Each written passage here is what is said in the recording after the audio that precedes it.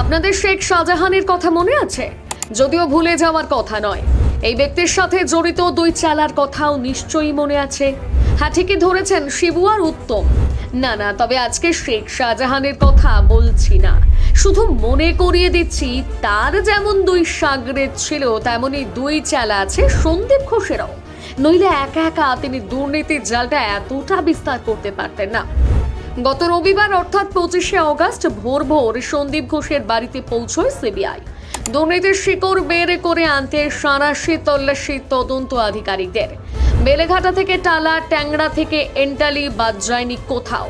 আর সেখানেই বেরিয়ে আসে সন্দীপ ঘোষের দুই হরিহর আত্মার নাম, একজন সুমন হাজরা আর একজন বিপ্লব সিং। সন্দীপ ঘোষের বাড়িতে যেদিন সিবিআই হানা দেয়, সেদিনই তাদের বাড়িতে হানা দেয় তদন্ত আধিকারিকরা। কিন্তু এই দুজনের আসল পরিচয়টাই বাকি। কোথায় থাকেন তারা, চলুন দেখে নিই। এই দুজনই পেশায় ব্যবসায়ী। সন্দীপ ঘোষের সমস্ত দুর্নীতির মিডলম্যান তারা। জানা যায় সুমন হাজরা প্রথম থেকে মেডিকেল পেশার সাথে যুক্ত।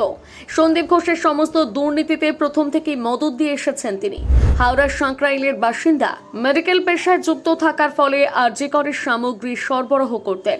এই সুযোগে প্রাক্তন অধ্যক্ষ সন্দীপ ঘোষের সাথে গড়ে ওঠে তার পরিচয়। একসময় তিনি হয়ে ওঠেন সন্দীপের ডান হাত। সরকারি ওষুধ থেকে শুরু করে বিভিন্ন মেডিকেল সামগ্রী রিসাইকেলিং করে তা বাজারে বিক্রি করাই ছিল সুমনের কাজ। এমনকি সরকারি হাসপাতালেও তা বিক্রি করা হতো। আর এখানে লাভের 50% যেত সন্দীপের পকেটে, আর বাকি 50% যেত সুমনের পকেটে। অন্যদিকে বিপ্লব ছিলেন আবার একজন আঁকার স্কুলের শিক্ষক। বছর কয়েক আগেও তিনি একটি আঁকার স্কুলে আঁকা শেখাতেন। বিভিন্ন সভা সমিতি, বিভিন্ন অফিসের কাজে ব্যানার পোস্টার লিখতেন বিপ্লব। পরবর্তীকালে বাবার দৌলতে বিভিন্ন হাসপাতালে ব্যানার পোস্টার লেখার কাজ পান। এইভাবে হাসপাতালে তার প্রবেশ। এরপর আলাপ হয় সুমনের সঙ্গে। ব্যাস, তারপর আর ঘুরে তাকাতে হয়নি। ধীরে ধীরে তিনিও আরজি কর হাসপাতালে সেই ব্যবসার ফাঁদ পেতে বসেন। সাথে হয়ে ওঠেন সন্দীপের প্রিয় পাত্র। সময় যত গড়াতে থাকে, দুজনে হয়ে ওঠেন হাওড়ার বেতাজ বাদশা। জানা যায় মেডিকেল সামগ্রী থেকে কমিশনের ভিত্তিতে কাজ পাইয়ে দেওয়া, সরকারি ওষুধ নিয়ে সেগুলোকে রিসাইক্লিং করে বাইরে বাজারে বিক্রি, সবই করত বিপ্লব আর সুমন।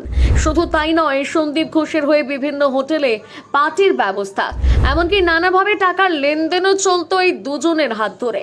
তবে সমস্তটাই করতেন সন্দীপের ছত্রছায়ায়। একসময় ঘরে ঘরে গিয়ে আঁকা শেখাতেন যে বিপ্লব, সেই তিনি নিজের জীবনেও বিপ্লব এনেছেন। বিলাসবহুল গাড়ি থেকে বাড়ি কিনা নেই। একই ধারে সুমন করেছেন বিরাট বড় এক দোকান। এই দোকানের পিছনেই হতো সমস্ত দুর্নীতির কাজ। দোকানের মাধ্যমে আজ তিনিও হয়ে উঠেছেন নবাব পুত্তর। কারি কারি টাকা, বড় বড় গাড়ি বাড়ি সবই করেছে নিজের নামে। আর আজ তারা সিবিআই এর খপ্পরে। এবার দেখা যাক সন্দীপ ঘোষ, সুমন হাজরা এবং বিপ্লব সিং এর আর কত কুকীর্তি ফাঁস হয়। প্রতিবেদনটি লিখেছে সুনন্দা মান্না, কণ্ঠে রিয়া সরকার, গ্রাফিক্স করেছে শুভঙ্কর সরকার। বাংলা হাটের আরো নিত্য নতুন প্রতিবেদন দেখতে নজর রাখুন আমাদের পেজে।